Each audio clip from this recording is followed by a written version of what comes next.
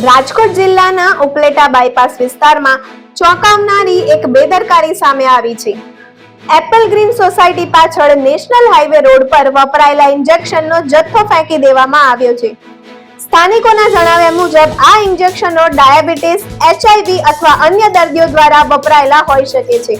આથી વિસ્તારમાં ભય અને ચિંતા ફેલાઈ ગઈ છે, કારણ કે અહીં દરરોજ રાત્રે બાળકો અને વૃદ્ધો વોકિંગ માટે નીકળે છે।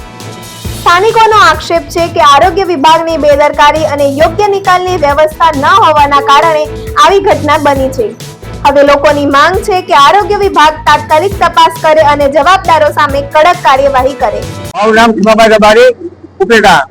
હું અહીંયા ભગવતી રેસિડેન્સી પાછળ એપ્લિકેશન પાર્ટી પ્લોટ છે ત્યાં રહેવાસી છું।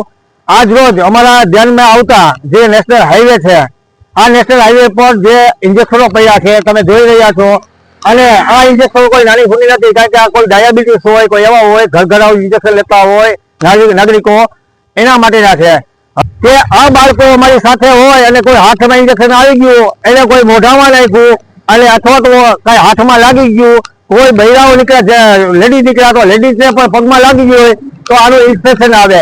ડાયાબિટીસ હોય તો એ લોકોને ડાયાબિટીસનો આનો પાવર આમાં આવી જાય તો આ ઘોર બેદરકારી કહેવાય છે। અને જે ડોક્ટરો આ લોકોને આપતા હોય નાગરિકોને, તો એને જાણ કરવી પડે કે ભાઈ તમે ઇન્જેક્શન ઘરે વાપરો છો તો અમને જમા કરાવો અથવા આનો નાશ કરવો જોઈએ। પરંતુ આ જેને કૃત્ય કરેલું છે એ નાની સુની વાત નથી, કારણ કે માણસના જીવન સેવા કરેલા એવું થાય છે। હિમાભાઈ, આજે આરોગ્ય વિભાગની બેદરકારી છે, આ બાબતની સંપૂર્ણ રીતે આરોગ્ય વિભાગને તપાસ કરી અને કાર્યવાહી કરવી જોઈએ કે નહીં? હા, આરોગ્ય કારણ કે માનવીના આરોગ્ય સાથે સેવા થતી હોય તો આરોગ્ય શાખા છે આપણે ઉકેલામાં, અને એને આને તો સંપૂર્ણ તપાસ કરવી જોઈએ કે બીજા માણસોને તકલીફ ન પડે અને બીજા માટે નુકસાની ન થાય, તો એના માટે એને પગલાં લેવા જોઈએ। અને કોણ આવો કૃત્ય કરે છે આ હાઈવે ઉપર નાખે તો હાઈવે અને આ ઇન્ફેક્શન શરીરમાં જાય તો એ ન થવું જોઈએ। એના માટે ખાસ વિનંતી છે કે આની તપાસ કરવી જોઈએ અને આરોગ્ય શાખા એનું પૂરું જેને થયું એ પગલાં લે।